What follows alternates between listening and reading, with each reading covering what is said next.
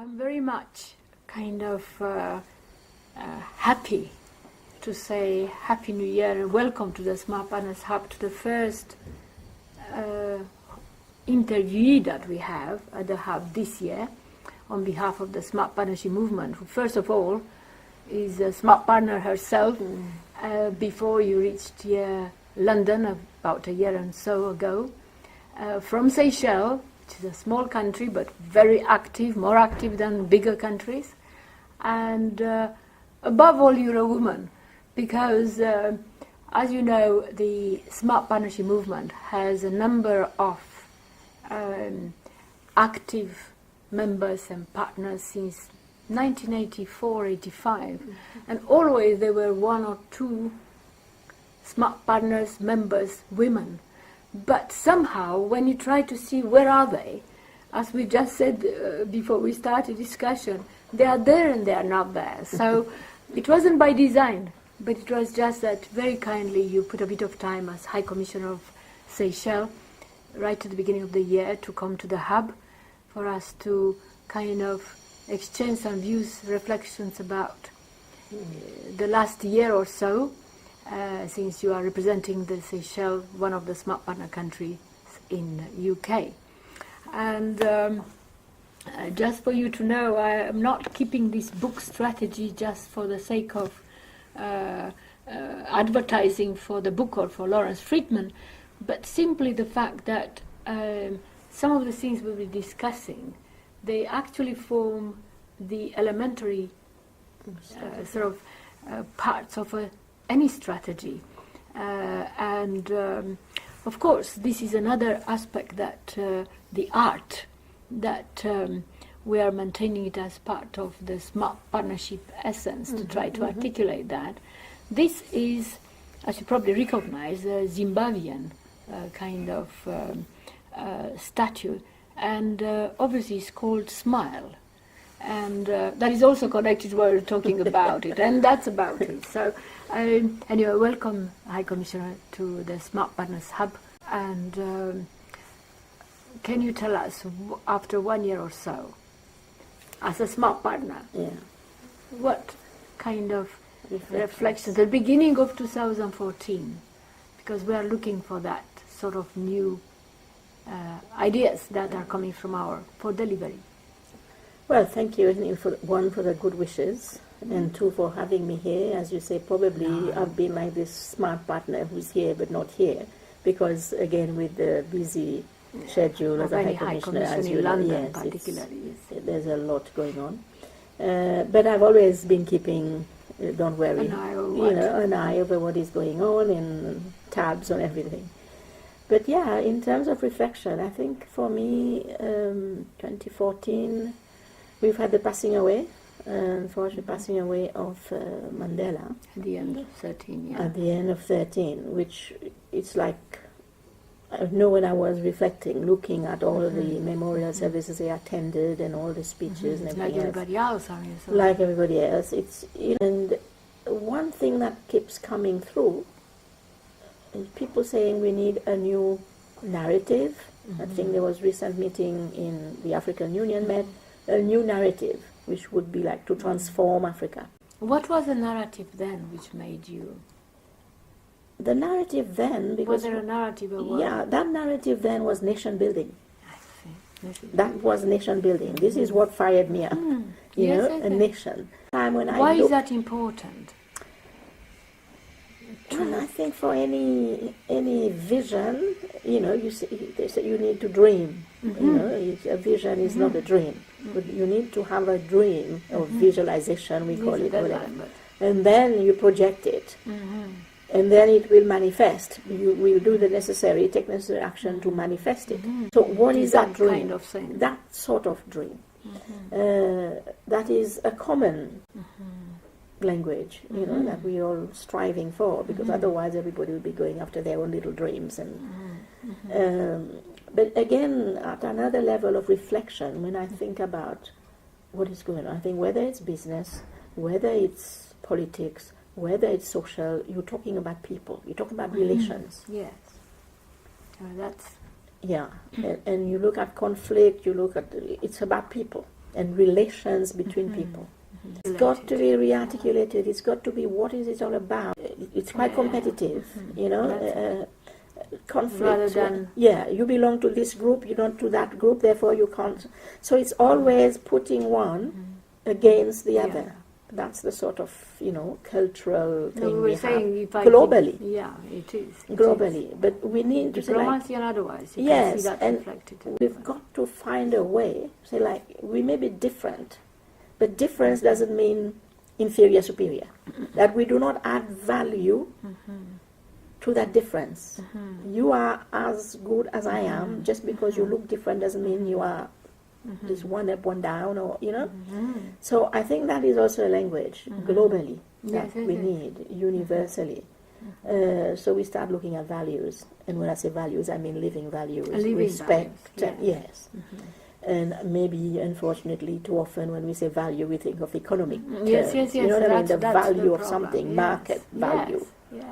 But Added value. Yes, you usually all think in sort terms of we of look at monetary it. terms. Yes, but I think we need to start really focusing on the values that underpin identity, that underpin cultures, human motivation. You know?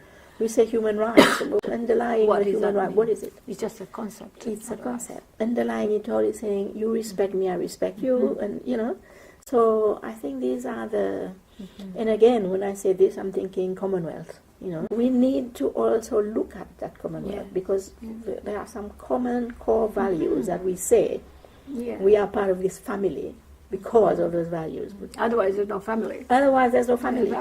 So what is a family? Yeah, there and are even values. as you say, even in the family, the nuclear, the extended, there are values. Doesn't mean we're all the same, but they have values, and it's the values that actually bind us together and make us a family. Yeah. But in practical terms, what are you saying? What does it mean? In practical Marie, terms, in practical terms, I think we need to start at the level of the SPARK partnership, think tanking, and all that, to really come out with to put more focus on relations. That's what you're saying. On relations. Relations between people, between organizations, but relations. Because at the end of the day, that is the basic unit between people, how we relate. Actually, we were discussing, as I was telling you the other day, and it was just an initial from the Caribbean group. They were discussing exactly in that terms, but not probably we'll try to get you to address them. Not specifically putting the exact focus on, But as being a High Commissioner in London, representative of a small country but very ambitious country who is always visible in one or another, how do you feel among, so there are 50 almost. There are 53. Probably some of them are not present here, most of them are present in London. So, well, as you say, I feel good, proud to be coming from Seychelles as a small state, but also Seychelles, because I think the characteristics of Seychelles as a small state is that because we're this melting pot, we don't have sort of definite ethnic, sort of definitions of I'm this, I'm that, I'm that. We are all Seychellois. So there is that unified and unifying sort of component. But also, I think because of that melting pot, we have a melting pot of also in terms of ideas. So in terms of, if you want to say, thought leadership, as they call it now, you can be more creative. You can be more creative because you've got all this sort of... You're exposed to more. You're exposed to more, you think, so you don't have all this to start thinking about this group, that group, that group. You think big. Because you don't have those what you're saying is, isn't it, that probably the narrative, the language.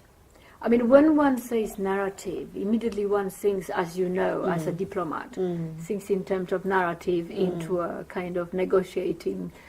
So I'll forgive you that you use the word narrative. No, I was just quoting.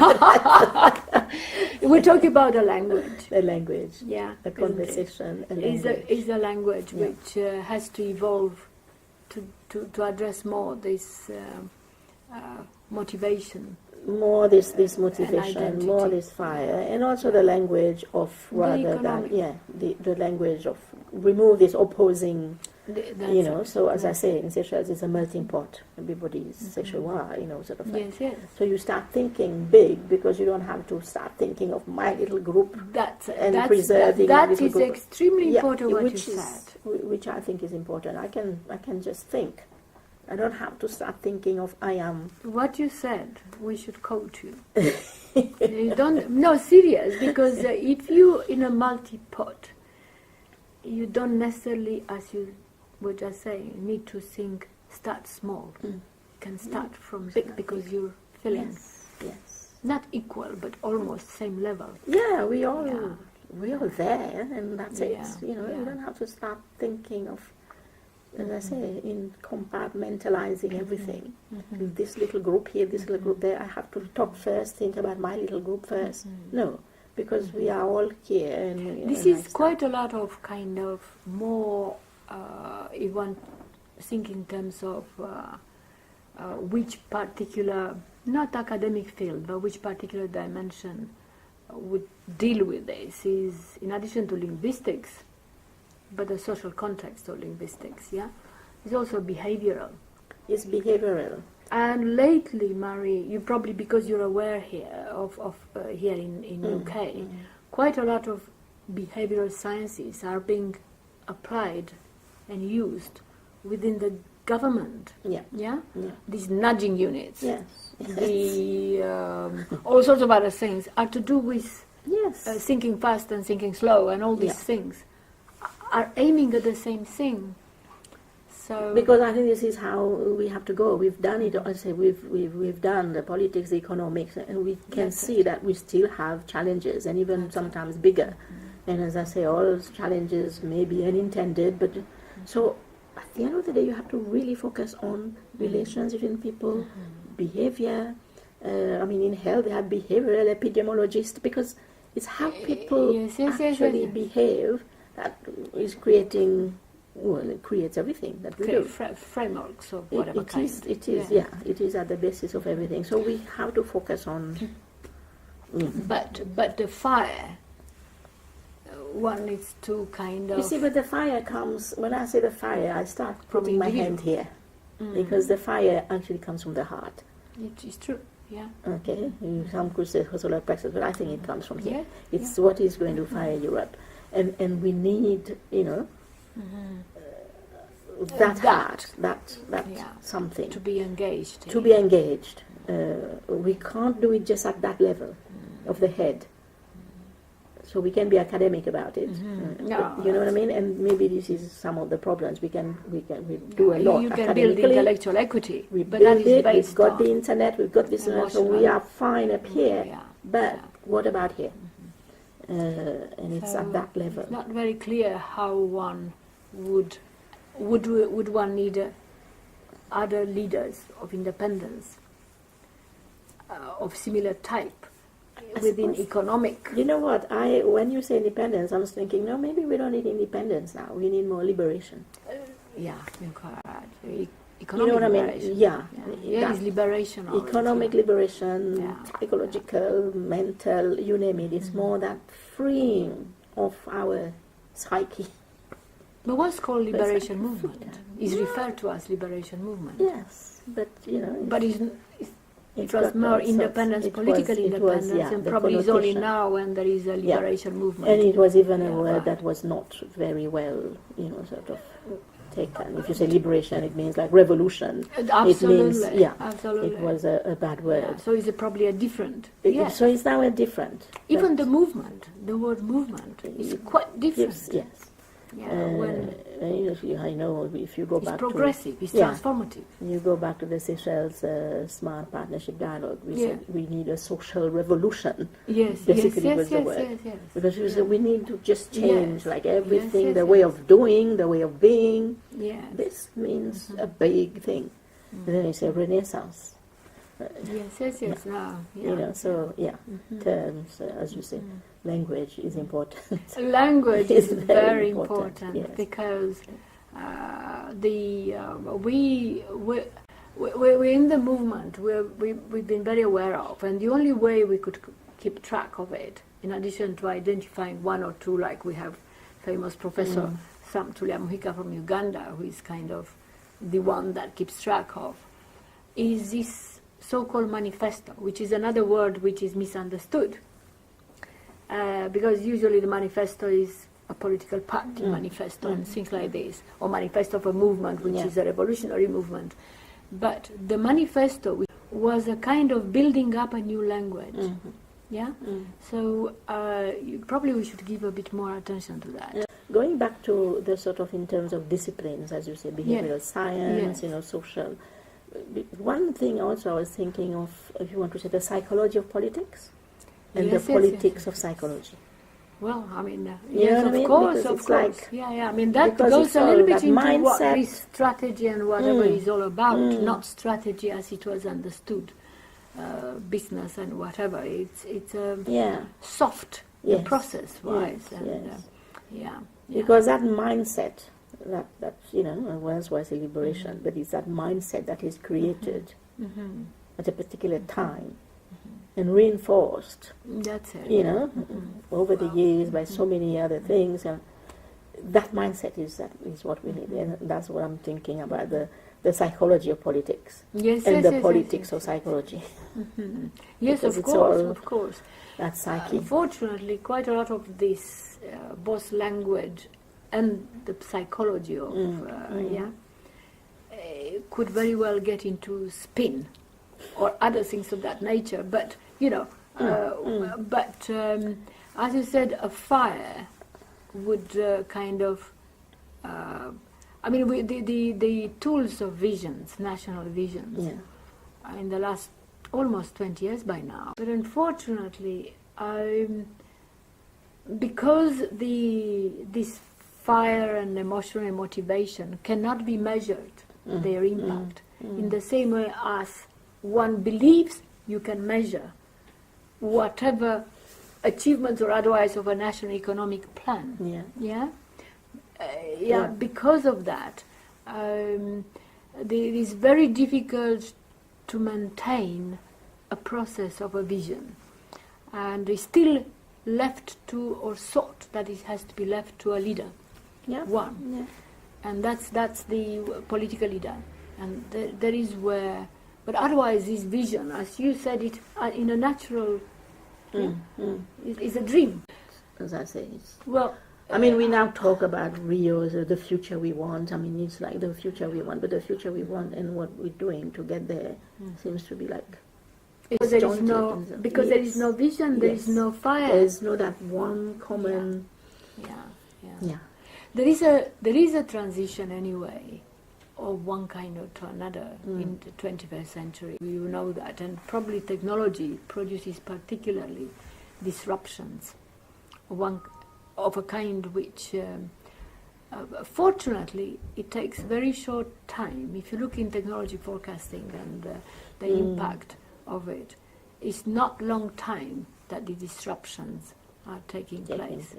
But anyway, look, we needed to have a Seychelles and a High Commissioner and a Babylon woman as my partner to kind of give us this message at the beginning of the year, because it's not that it's typical only to women. And it's very much to do with what preoccupies you, but I think it's you speak on behalf of probably many who don't dare to say that. So we will see we have quite a number of things in smart energy movement in each country. As they evolve, we most likely will have the South African dialogue we are aiming at, and try to see to build into this. So the big message is, let's go back to our manifesto and see. The actual conclusion is, we'll get back to the manifesto and try to build in these smart relations, bring it back to. Okay. Thank you very much, and all the best for the 2014. Well, thank you. Yes.